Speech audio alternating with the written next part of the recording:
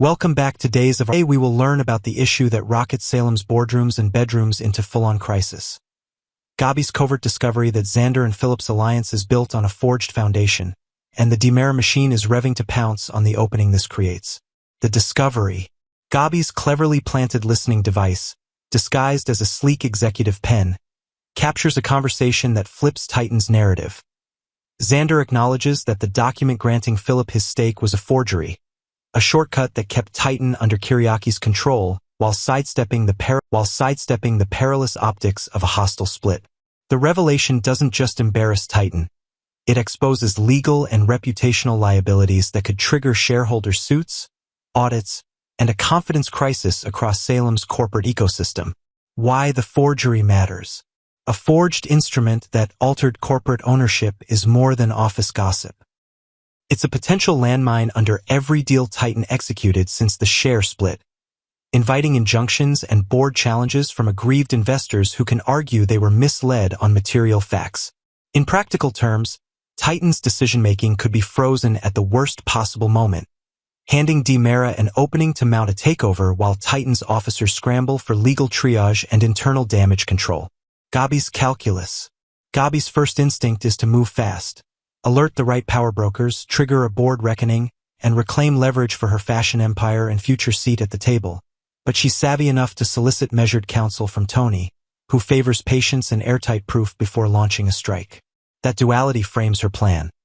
Stay in the shadows, verify the patterns, and keep the tape rolling while charting a surgical exposure that won't backfire if Titan spins up its formidable PR engines. Tony's strategy. Tony's advice isn't timidity. It's tactics. Publicly humiliating Titan without a chain of corroborating evidence risks muddying the case and allowing the brothers to recast the forgery as a clerical snafu rather than systemic deceit. By urging Gabi to watch, catalog, and wait for the moment when Dimera can synchronize legal filings, board resolutions, and investor messaging, he positions their camp to seize control rather than merely make headlines. The human wrinkle. Logic says strike, but emotions complicate the blade. Xander showed compassion when Ari's crisis rocked Gabi's world, and memory has a voice even in a board fight, urging restraint where a colder operator might bulldoze ahead. Then there's Philip, whose own history with Gabi crosses the personal line, making every choice feel like a three-dimensional chess move where loyalty, attraction, and revenge are all viable pieces on the board. Titan's counterintelligence. Unbeknownst to Gabi, Xander and Philip find the bug, and that discovery shatters the informational asymmetry that empowered her. Suddenly the hunters become quarry in their own trap. The real question is what the brothers do next. Spring a reverse sting to smoke out the infiltrator, or turn on each other as paranoia blooms under the relentless pressure of exposure. Internal fault lines. History suggests the Kiriaki's brand thrives on ruthless pragmatism, but brotherly truces are brittle when legacy, power, and public image are at stake, and a loyalty test could arrive in the form of a staged emergency or a manufactured crisis to gauge who blinks first. If Philip suspects Xander's second thoughts, or vice versa, this alliance of convenience could fracture into dueling narratives, each claiming to be the real Titan in investor-facing communications. Legal and PR endgame. Assuming the forgery is substantiated, Titan faces a triad of options. Preemptive confession and remediation, stonewall and survive, or scapegoat one executive to seal the breach and reassure stakeholders that governance worked. Each path has downsides. Confession invites litigation, stonewalling risks regulatory heat. Scapegoating can backfire if receipts later show knowledge extended beyond the fall guy, making timing and message discipline everything. Dimera's opening. Dimera doesn't need to prove moral superiority. It merely needs to look steadier, cleaner, and better capitalized in the moment of Titan's wobble, with Tony orchestrating a board alignment and financing commitments that can be activated at the precise moment confidence cracks. A disciplined reveal, data, transcripts, corroboration, combined with targeted outreach to swing shareholders could set a takeover in motion before Titan frames the story as a past mistake, responsibly handled. Gabi's two-front war. Gabi's personal ledger is conflicted. Gratitude to Xander for stepping up during Ari's ordeal clashes with her obligation to deliver results to allies who've bet on her ruthlessness. And that friction creates hesitation windows that seasoned operators exploit. Yet even hesitation can be a tactic, drawing Xander and Philip into false comfort while the next bug is planted, the next call is logged, and the evidence ladder is built rung by rung. What happens if Titan flips the script? If Xander and Philip can prove the bug, they can shift attention from their misconduct to the unethical surveillance of a rival, reframing the narrative into a Salem-sized debate over corporate espionage rather than corporate fraud. That's a PR trade any embattled company would take. Process crimes are easier to message than ownership forgeries, and it would force Gabi and Tony to justify their methods while still trying to land the ethics punch. The pressure point. The decisive lever may be shareholders who fear being left holding the bag. If Gabi's intel convinces them that value is more secure under Demara stewardship, the market can move faster than courtroom calendars ever will. And should a few institutional voices hint at support for leadership change, Titan's board calculus shifts overnight from defend the house to save the valuation, a distinction with life or death consequences in Salem's deal rooms. Xander's internal arc. Anger management sessions and self-improvement beats mean little when empire-level stakes return. If Xander believes he's protecting Titan's legacy, he will justify extreme measures to neutralize threats, even ones tinged with mercy and memory. That resolve, however, can turn brittle under pressure tests, and a single public misstep, caught on mic or camera, could reconcile Salem's image of him with the darker reputation he's tried to outgrow. Philip's gambit. Philip has always balanced charm with sharp edges, and in a season of loyalty tests, he may engineer scenarios that force Xander into visible alignment, from staged emergencies to paper trails that implicate partners and purify himself. If he pulls it off, he can emerge as the penitent reformer promising to clean Titan from within, a narrative that has won many board votes in Salem's long corporate memory. The cliffhanger. All paths converge on a single question. Does Gabi pull the trigger before Titan rewrites the story? Or does she let Tony's patience blueprint unfold until every exit is sealed and every counterspin is preempted? Either way, the moment the brothers realized the pen was listening, the game changed, and whoever controls the next piece of audio controls the next chapter of Salem's most combustible power struggle. Friday, September 5th, 2025. Today on Days of Our Lives, who truly deserves redemption?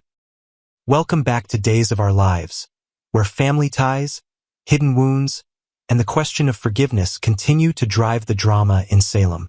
Today's episode is one that dives deep into the themes of loyalty, love, and the timeless question of whether a person can ever truly change.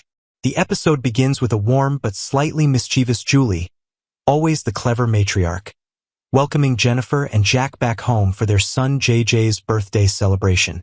The Horton household is full of the festive energy one would expect for such a special day. Balloons, streamers, and the unmistakable hum of family coming together. But behind the decorations and the celebratory atmosphere, there are tensions that no amount of birthday cake can fully cover.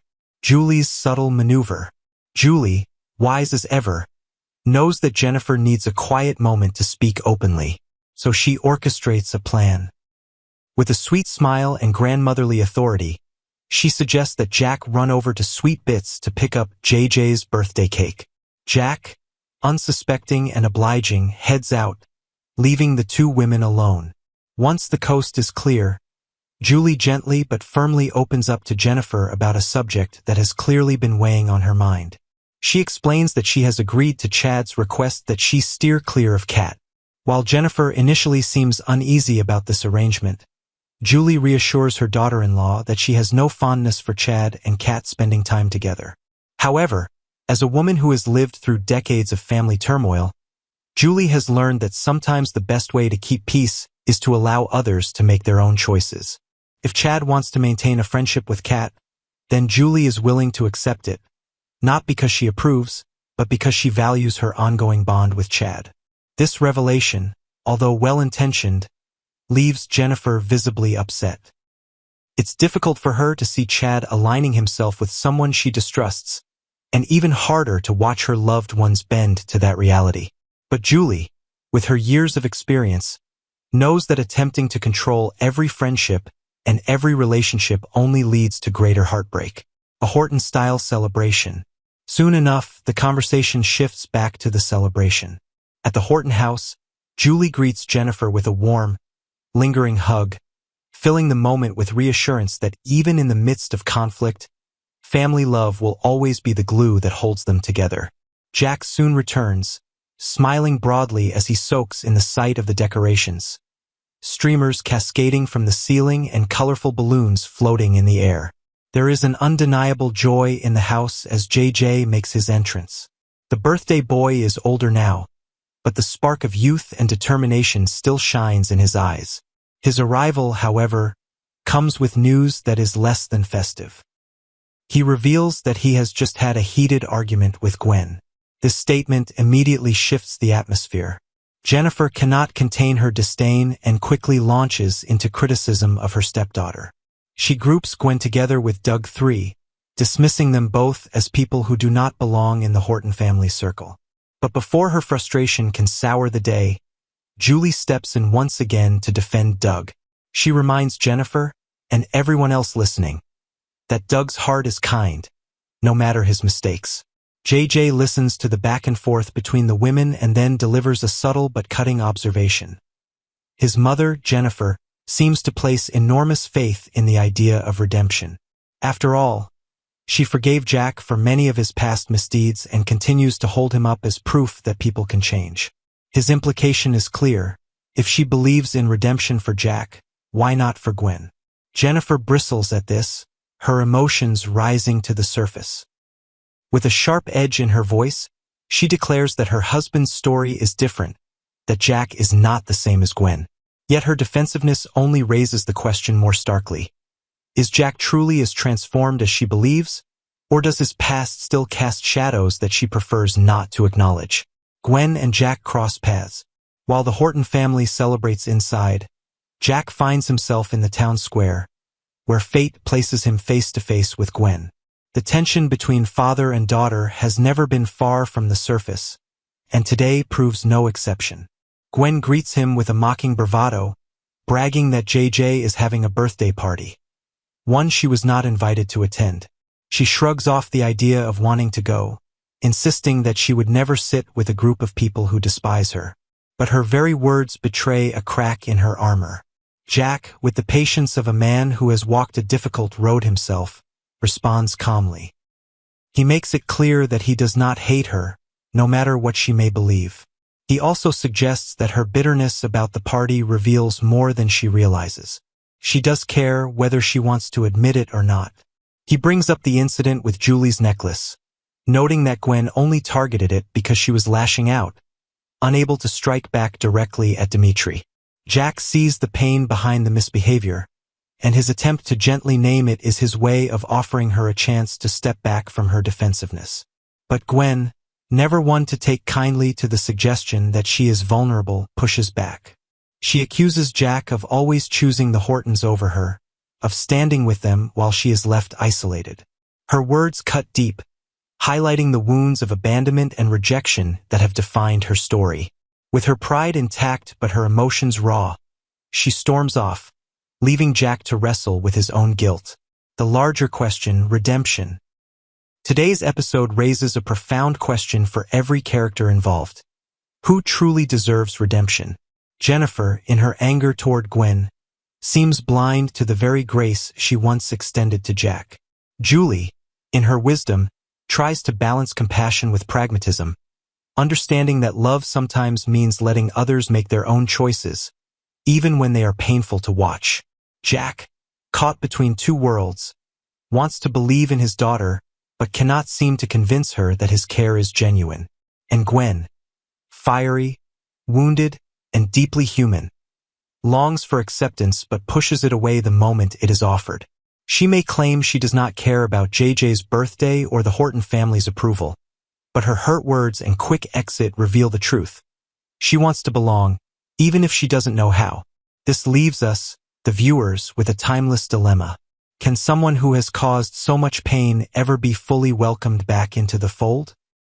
Is redemption a gift that must be earned, Or is it something that must be freely given, no matter the past? In the end, Salem is a town built on second chances. Time and again, its residents have stumbled, fallen, and even betrayed those they love most, only to find their way back through forgiveness. Whether Gwen will be given that same chance remains to be seen, but today's episode reminds us all of a simple truth. Redemption is never straightforward, and it is never easy, but it is always worth considering.